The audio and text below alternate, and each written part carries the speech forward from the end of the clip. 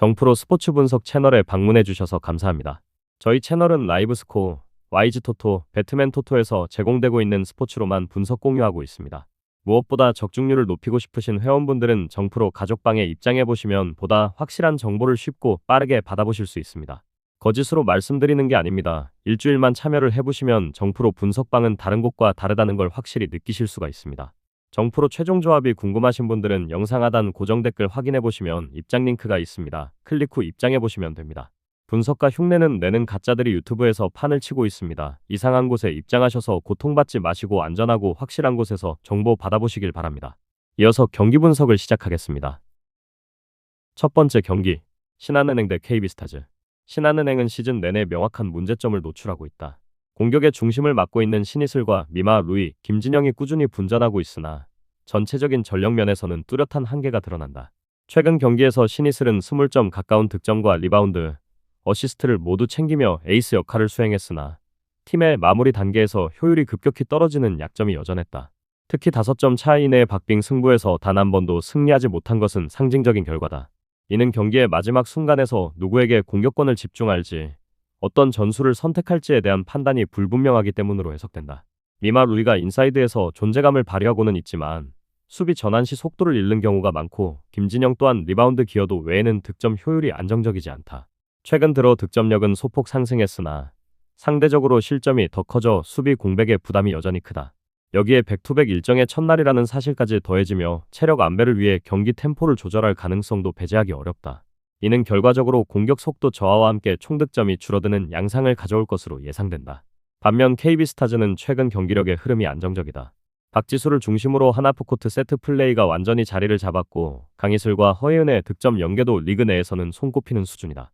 다만 이채은이 어깨 부상으로 이탈하면서 공격 폭발력이 다소 감소할 여지가 있다.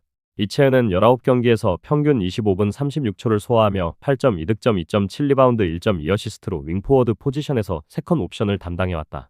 특히 사이드 픽앤롤 상황이나 외곽에서 공격의 흐름을 열어주는 역할이 컸기에 그녀의 부재는 팀의 공격 다양성을 제한할 수 있다. 이에 따라 나윤정과 양지수, 사카이 사라의 출전 시간이 늘어날 전망이며 박지수를 중심으로 한느릿한 템포의 셋 오펜스 비중이 한층 높아질 것으로 보인다. 이러한 변화는 전체적으로 경기 페이스를 낮추고 득점의 총량보다는 효율 위주의 운영으로 무게 중심을 이동시킬 가능성이 크다. 즉, KB스타즈가 경기 초반보다는 후반에 강점을 보이며 리드 상황에서 굳히는 전개로 갈 확률이 높다는 의미다. 결국 이번 맞대결은 신한은행이 홈의 이점을 살려도 극적인 반전이나 대등한 흐름을 유지하기는 어려운 구도다. 클러치 상황에서의 불안함, 수비 리바운드 이후의 전환 속도, 그리고 득점원 구조의 단조로움이 모두 한계로 작용하고 있다. KB스타즈는 상대의 수비 조직이 무너지는 순간을 놓치지 않고 안정적인 반복 패턴 속에서 박지수를 중심으로 공간을 만들어 득점을 이어갈 가능성이 높다. 두 팀 모두 공격 효율이 일정 부분 떨어질 수밖에 없는 조건이 겹치는 만큼 전체 득점은 리그 평균보다 낮게 형성될 전망이다.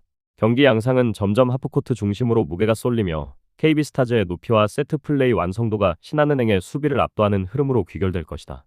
언더 양상 속 신한은행의 6점 차 이상 패배를 예상한다.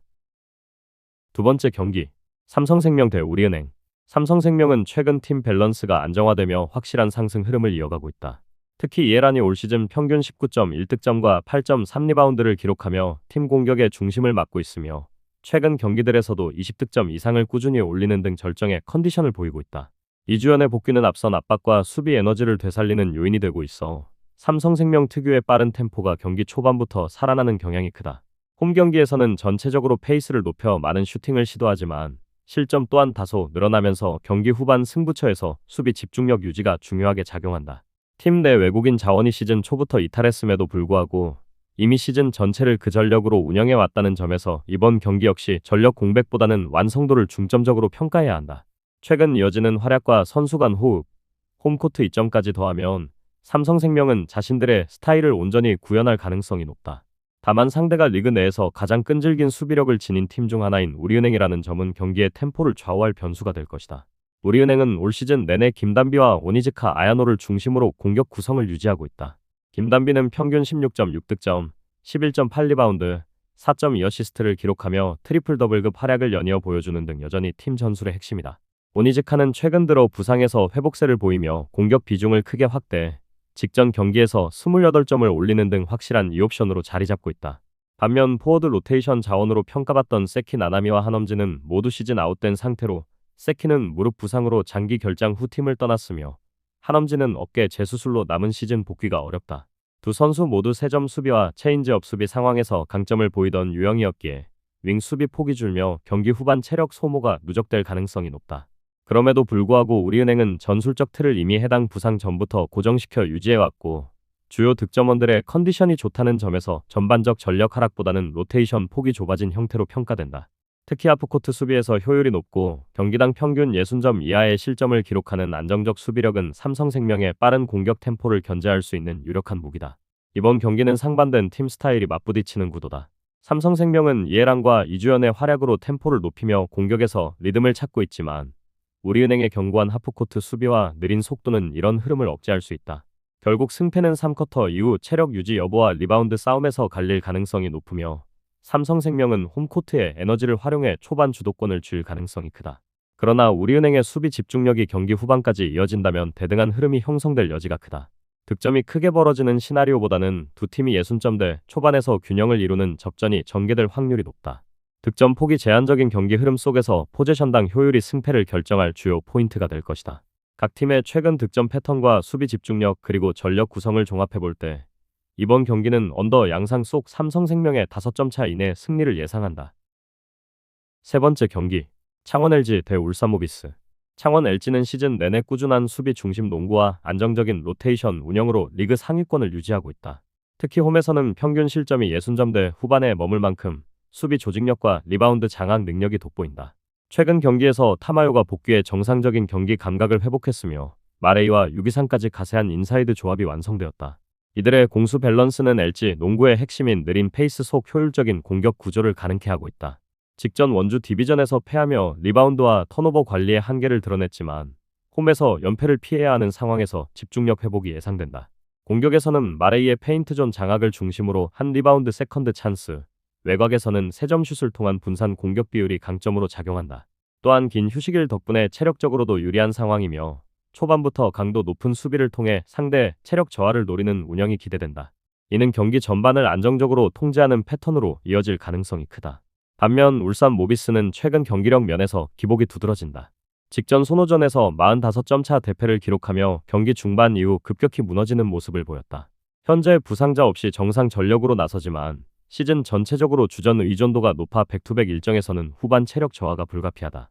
특히 다음날 안양 정관장과의 일정을 앞두고 있어 이번 경기에서 출전 시간을 조절하거나 로테이션 폭을 다소 넓힐 가능성도 존재한다. 이승현과 이그분우의 인사이드 수비는 여전히 탄탄하지만 리바운드 싸움에서 마레이와 타마요에게 밀릴 경우 세컨드 찬스 실점이 누적될 수 있다. 경기 전체의 페이스는 LG가 끌어내리는 쪽으로 흐를 전망이며 모비스가 공격 전환 속도를 높이기보다는 체력 안배를 중시한 템포를 선택할 가능성이 크다.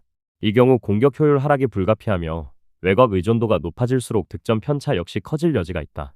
LG의 탄탄한 일선 수비와 리바운드 집중력이 유지된다면 모비스가 전반부터 주도권을 확보하기 어려운 양상으로 전개될 가능성이 높다. 결국 이번 경기는 LG의 조직적인 수비와 안정된 하프코트 운영이 경기 흐름을 결정짓는 요소가 될 것이다.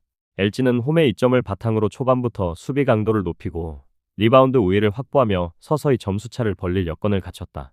반면 모비스는 백투백 일정의 압박 속에서 4쿼터 체력 하락이 누적될 가능성이 커 수비 로테이션이 느려지고 외곽 수비 간격이 벌어질 수 있다. 양팀 모두 전력을 유지한 상태라 선수 결장에 따른 변수는 없지만 경기 운영의 방향성은 명확히 갈릴 전망이다. LG는 수비 리듬을 유지하며 집중력 높은 경기로 흐름을 이어갈 가능성이 크고 모비스는 체력 안배와 다음 일정을 고려한 보수적 운영으로 득점 효율이 떨어질 가능성이 높다. 전체적으로 페이스가 낮고 득점이 제한되는 경기 전개가 유력하다. 언더 양상 속 창원 LG의 승리를 예상한다. 네 번째 경기, 부산 KCC 대 서울 삼성. 부산 KCC 이지스는 시즌 초중반부터 이어진 부상 악재로 인해 팀 조직력이 크게 흔들려 있는 상황이다. 최준용이 왼쪽 무릎 부상 재발로 시즌 절반 이상을 결장하면서 수비 축이 완전히 무너졌고 허웅 형제 또한 장기 결장 후 복귀했지만 체력과 컨디션이 완전치 않다는 평가다. 특히 허웅은 경기 말미 집중력이 떨어지는 장면이 잦고 허웅 역시 발 뒤꿈치 통증으로 폭발적인 득점력을 되찾지 못하고 있다. 송교창은 발목 인대 부상에서 돌아왔으나 경기 감각이 떨어졌고 수비 기여도가 예전보다 낮은 편이다. 이처럼 KCC 주축 4명이 모두 출전 가능하더라도 100% 전력이라 보기 어렵다. 실제로 최근 4연패 동안 평균 실점이 97점대까지 치솟으며 수비 효율이 리그 최하위권에 머물렀고 팀의 전반적인 밸런스가 무너진 양상이다. 공격에서는 개개인의 기량으로 일정한 득점을 유지하더라도 체력 소모가 누적되며 후반부로 갈수록 간격이 벌어지는 패턴이 반복되고 있다. 이 같은 불안정한 흐름 속에서 KCC는 홈에서조차 안정적인 리듬을 살리지 못했고 이름값과 달리 실제 경기력은 중하위권 수준으로 떨어져 있다. 반면 서울 삼성 썬더스는 시즌 초반 부진 이후 외국인 선수들의 활약이 안정되면서 점차 상승세로 돌아선 모습이다. 앤드류 니콜스는 무릎 연골 이상으로 주사 치료를 받았음에도 최근 경기에서 30점 이상을 올리며 부활했다는 평가를 받았고 저스틴 구탕 역시 꾸준히 출전하며 득점과 리바운드를 모두 책임지고 있다. 이원석 또한 최근 경기에서 블록과 활동량을 통해 존재감을 회복하는 등 로테이션이 정상적으로 가동되고 있다. 팀엔 장기 부상이 없고 주전 라인 대부분이 건강한 상태를 유지한다는 점이 가장 큰 차이다.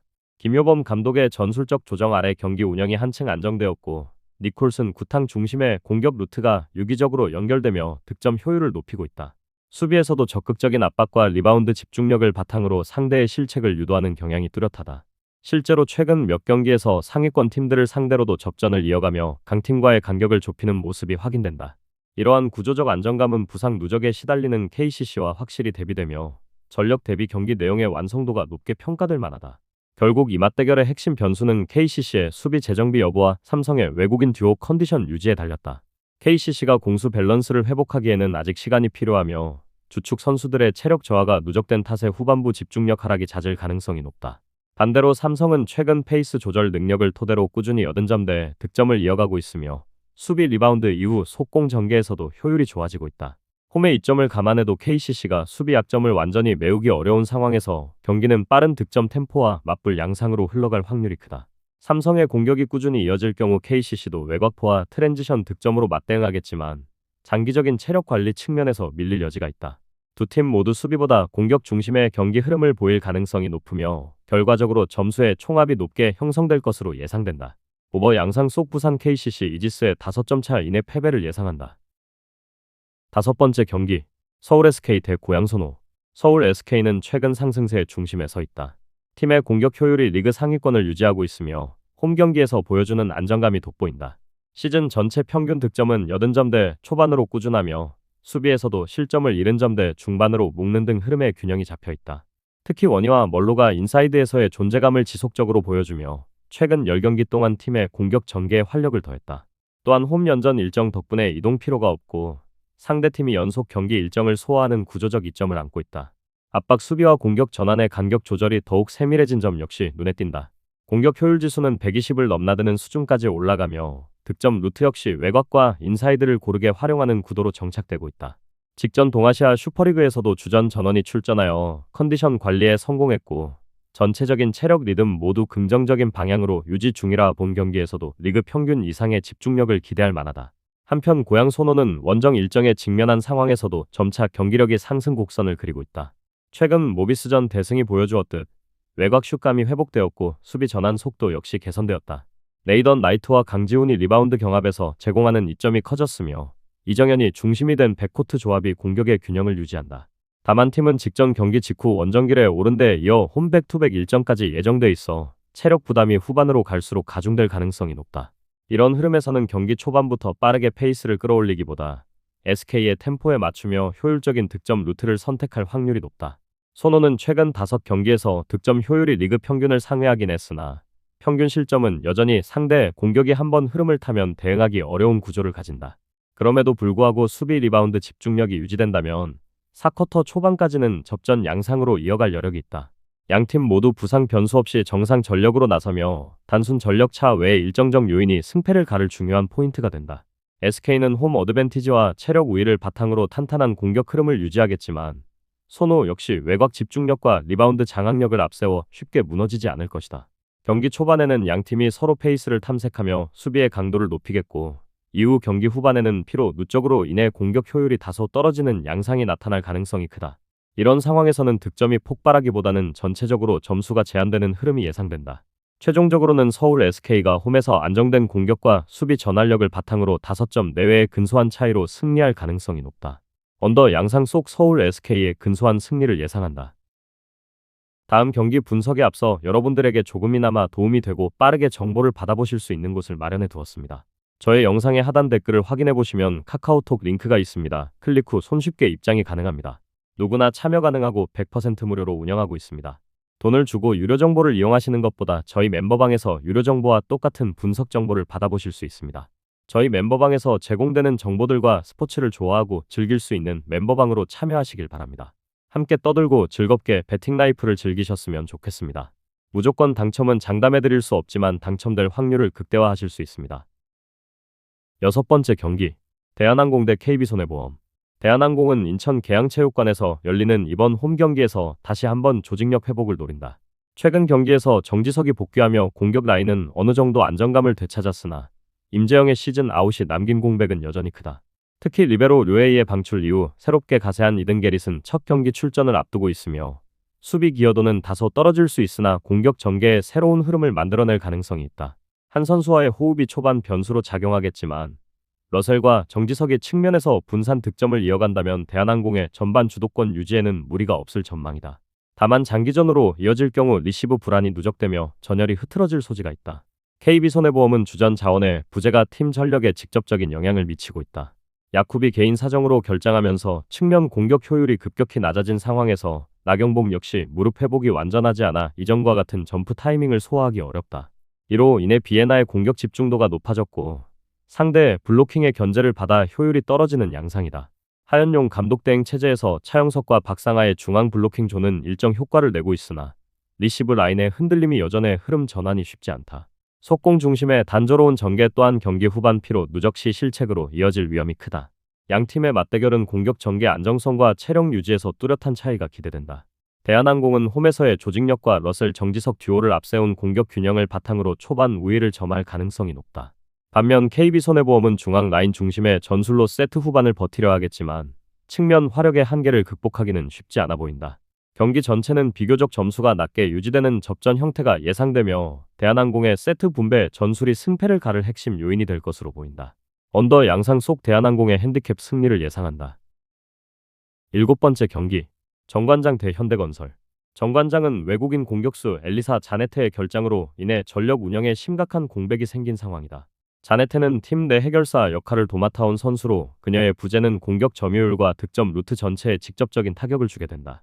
아시아쿼터 인쿠시의 발바닥 통증 또한 완전히 해소되지 않아 경기 투입 여부가 불투명하며 세터 염혜선 역시 무릎 부기로 인해 제 컨디션을 찾지 못한 상태다.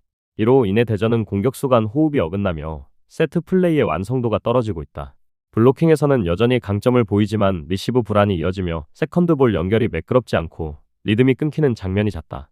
팀 전체의 에너지 레벨도 낮은 가운데 노란의 복귀는 수비 안정에 약간의 도움을 주겠으나 공격 라인의 무게감 부족을 만회하기에는 역부족이다. 반면 현대건설은 세터 김다인의 복귀로 전술 완성도가 높아진 상태다.